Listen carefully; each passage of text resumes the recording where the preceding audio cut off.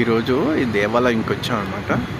ఇప్పుడు క్లోజ్ చేసి ఉంటుంది, చాలా తక్కువ టైంలో వేసి ఉంటుంది అన్నమాట. చాలా బాగుంటుంది, స్కూల్గా ఉంటుంది. ఇక ఇలాగా పెద్దది ఇలా ఉంటుంది అన్నమాట. పక్కనే మెట్రో,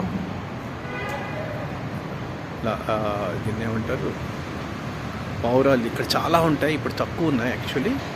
ఇలా పావురాలు చాలా ఎక్కువ ఉంటాయి అన్నమాట. సో దేవుడికి వెళ్దాం లోపలికి. ఇది ఇలా అనమాట.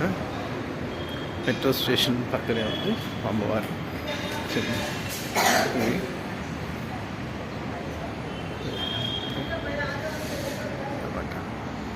సో ఈ చిన్న కన్నం ఉంది కదా, ఈ కన్నంలోంచి కనిపిస్తుంది చాలా బాగా.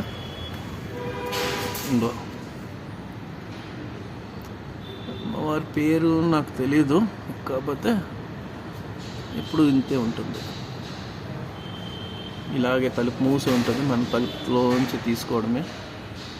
అమ్మా చాలా బాగుంటుంది. అలాగే ఇక్కడ గణపతి దేవి అంటే వినాయకుడు, ఇది కూడా అంతే.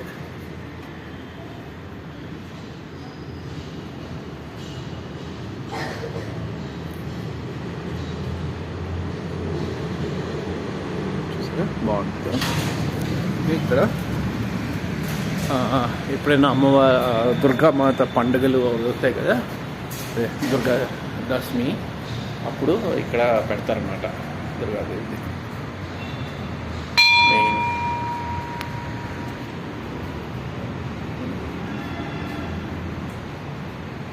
ఇక్కడ దుర్గాదేవి పెడతారు. బాగుంది.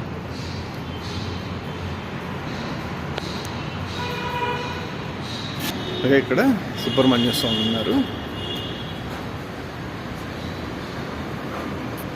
సుబ్రహ్మణ్య స్వామి పంచముఖి సర్పం. ఇది ఈరోజు ఇలా ఇక్కడికి వచ్చాను అనమాట. ప్రతి వారం గుడికి వెళ్తాను కదా, సో ఈ వారం ఇక్కడికి వచ్చాను. దగ్గరే మాకు, అప్పుడప్పుడు వస్తా అని రేర్గా వస్తా. సో సుబ్రహ్మణ్య స్వామికి వెళ్తాను.